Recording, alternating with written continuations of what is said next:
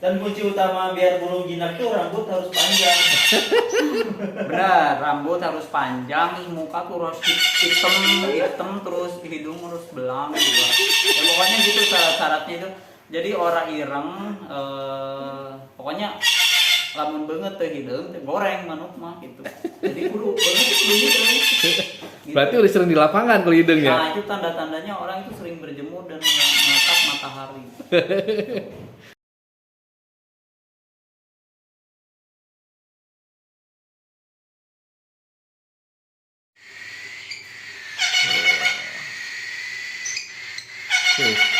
Halo Kang Pio. Halo. Lagi selamat ngapain? malam. Lagi ngapain Kang? Lagi mainin burung pak.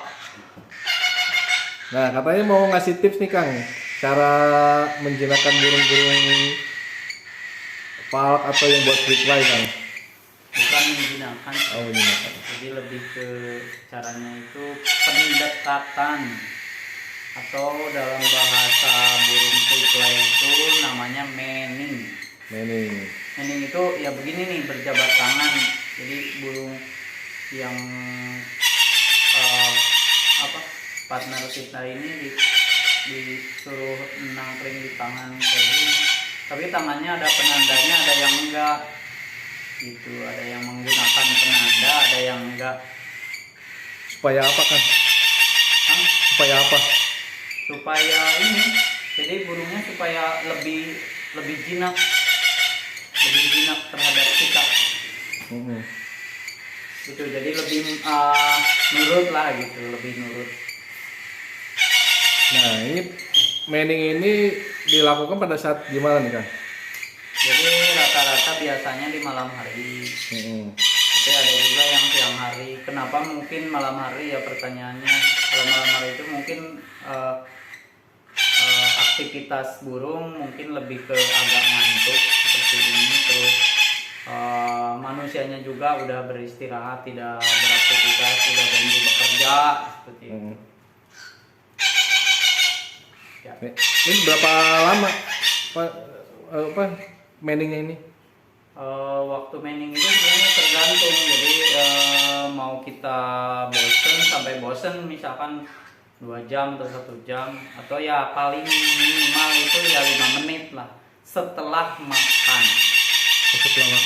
Setelah burung kenyang gitu. Nah ini kayak ini nih, burungnya udah kenyang, jadi udah benar-benar gak mau makan lagi, jadi dia udah pengen tidur gitu.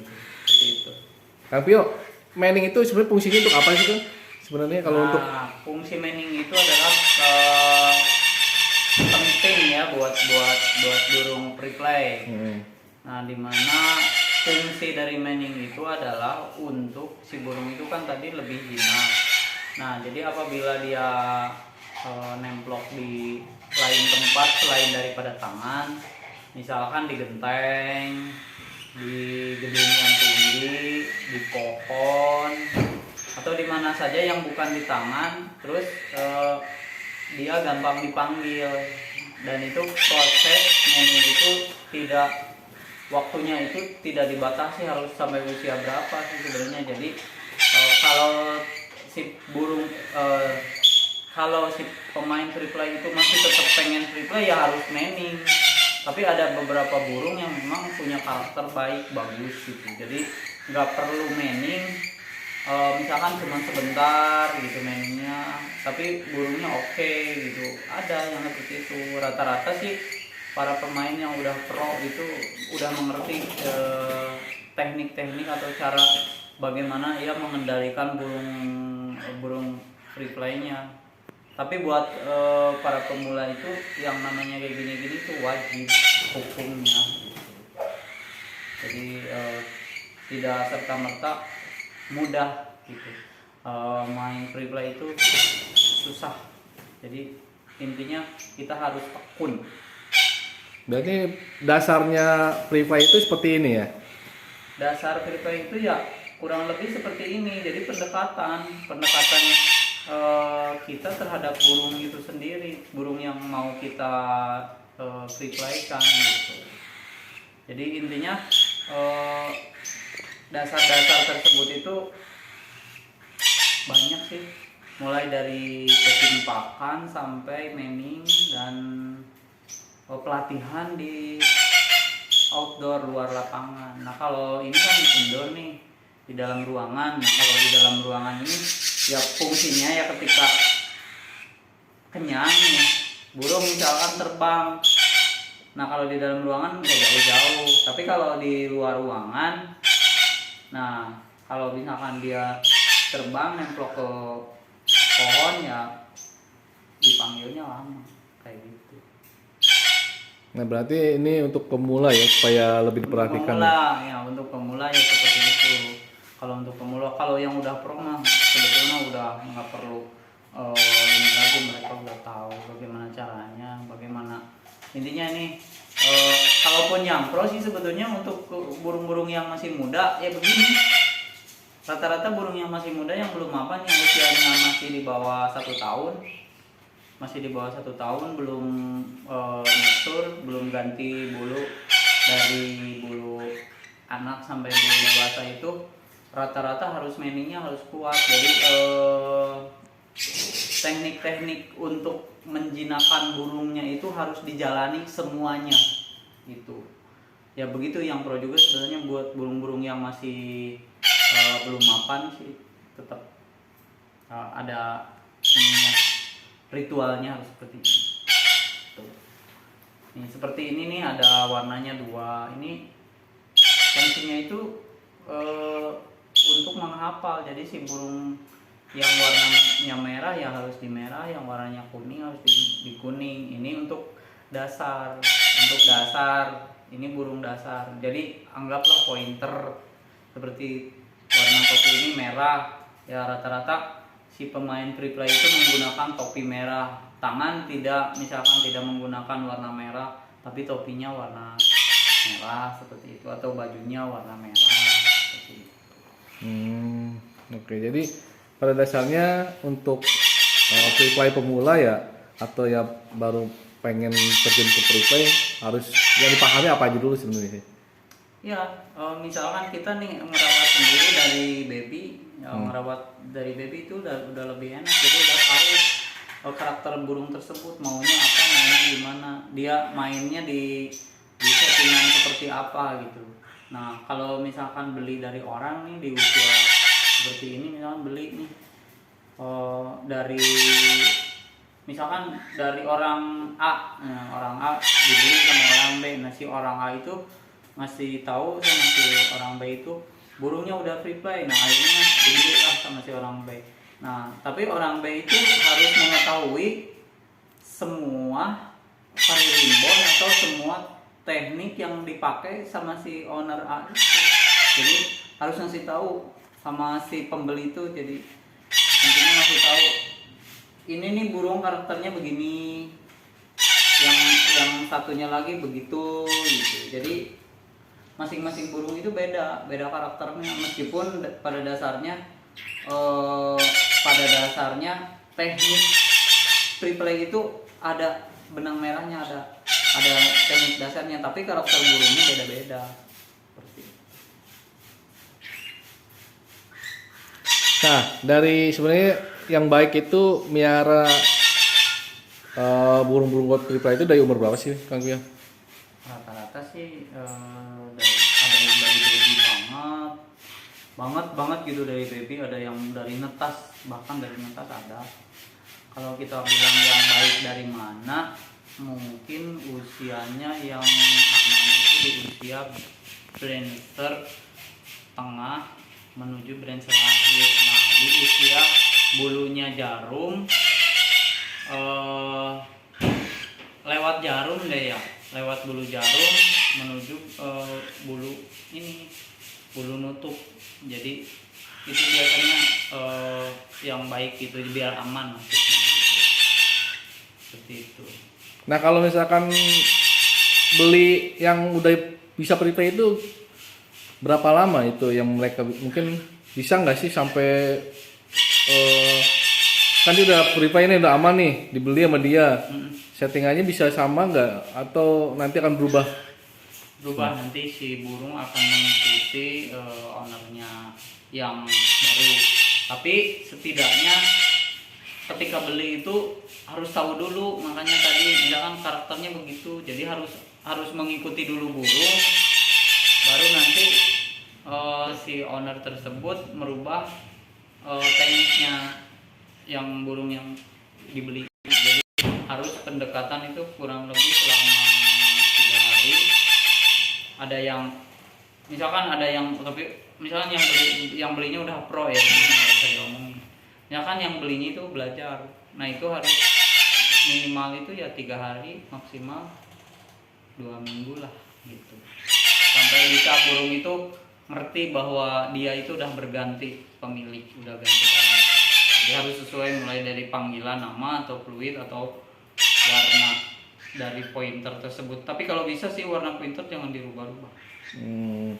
Nah berarti sebenarnya beli udah bisa free play juga emang sebenarnya masih aman ya, Aman dibandingin biar nggak capek ngelatih, Iya. nggak banyak waktu melatih, cuman mainin di dalam rumah indoor. Nah kalau udah paham ininya apa, oh burungnya ternyata udah nurut nih, udah ngikutin perintah kita gitu, ya udah burungnya nanti lepasin aja di luar FX gitu. Tapi syaratnya ya harus tempat luas dulu gitu. Jadi jangan intinya jangan main dulu urban di tempat yang sempit, jangan dulu. Dan kalau gini-gini tuh sebenarnya penting ada yang pakai nama, misalkan namanya Boy, misalkan namanya boy. Nah kadang-kadang kalau saya sendiri sih ngasih nama sama burung, masing-masing burung suka dikasih nama. Tapi saya paling males kalau teriak-teriak burung dengan namanya. Saya sendiri nih, tapi biasa aja sih, orang-orang itu udah biasa aja sih hal-hal yang seperti itu. Jadi panggil burung dengan namanya itu memang udah dari sononya udah begitu. Tapi buat saya sendiri, saya lebih senang menggunakan fluid karena yaitu tadi ketika misalkan namanya John, terus kita burungnya tuh nemplok misalkan di pohon dekat rumah Pak John. Nah itu yang menyulitkan. Jadi kita bakal manggil Pak John tersebut padahal itu di rumahnya di situ. Iya, takutnya seperti yang bikin malasnya itu seperti itu. Jadi kalau bisa juga ngasih nama burung itu yang bukan nama manusia, kalau bisa nama burung aja gitu. Tapi buat teriak-teriak manggil nama burung itu buat saya agak ini gitu, lebih enak fluid, karena fluid itu bisa menjangkau beberapa kali lipat daripada suara kita gitu. Misalkan nama John kita panggil nama John, itu paling nyampe itu 50 meter ya, 50 meter dari jangkauan kita ke suara. Tapi kalau fluid itu bisa 100 meter atau bahkan bisa lebih didengar oleh burung. Itu kalau saya sendiri ya. Tapi silakan, itu bebas masing-masing. Pokoknya kalau burung udah oke, mau nggak dipanggil nama juga nggak perlu itu juga. Oke. Kayak gitu. Nah itulah tips singkat Ya singkat, padat, dan nggak. pokoknya intinya Soalnya banyak orang yang udah pro gitu, Iya. jadi biarin. pada intinya maining seperti ini untuk ngelatih burung ini Supaya lebih dekat sama yang punya ya. sama yang punyanya gitu, sama yang pelatihnya. Dan kunci utama biar burung jinak tuh rambut harus panjang. Benar, rambut harus panjang, terus muka tuh harus hitam, terus hidung harus belang juga. Ya pokoknya gitu syarat-syaratnya itu. Jadi orang ireng, pokoknya lamun banget teh hidung, teh goreng manuk mah gitu. Jadi kudu banget gitu. Berarti udah sering di lapangan kalau hidung ya. Nah itu tanda-tandanya orang itu sering berjemur dan menatap matahari. Kalau yang kulitnya putih itu rata-rata burungnya jelek, bohong. Udah banyak yang putih burungnya bagus. Banyak. tapi beneran. Coba lihat ada tuh master Teguh yang gurunya ini apa yang gurunya si Jaka, siapa lagi? yang raja raja. Nah itu Pak Teguh itu wajahnya tuh putih, burungnya bagus banget. Pak Teguh burungnya putih ya. Muka Pak Teguh putih. Maaf, bercanda. Sumpah bercanda.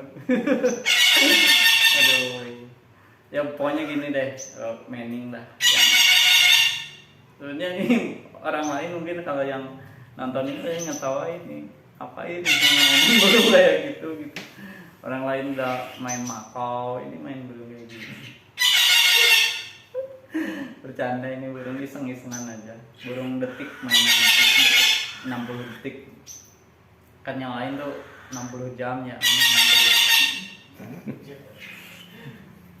Nah ini pantas buat pemula juga. Pemula kan mulai dari yang nominalnya kecil ya kan, kayak Pak kan masih terjangkau lah ya. Iya. Kalau udah expert baru ke Makau ya. Iya. Masalah duit sebenarnya. Ada hubungannya sama duit. Kalau yang seperti ini tuh yang istilahnya yang murah meriah gitu. Burung murah meriah. Gampang diternakin, gampang. Terus kalaupun beli ya nggak terlalu mahal, terjangkau, tapi bisa buat hiburan gitu. Oke, jadi Manning itu minimalnya berapa lama, maksimalnya berapa lama? 5 menit minimal, maksimalnya sebosennya. Bosannya Mau 2 jam, ada yang sampai tidur, bawa burung pedempet mati tidur. Ada. Banyak aslinya. Bukan, enggak. Saya itu belum pernah kayak burung pedempet itu belum pernah. Tapi ada burung yang meninggal gara-gara aduh. Burung yang meninggal mati gara-gara ini juga ada. Terus harus mau ditelekin. kayak gini ya? Ya kayak gini. Nah, kalau burung yang sering nyangkutan di pohon, itu gimana kan dia? Nah, gimana? Terlalu panjang ini, nanti di episode lain.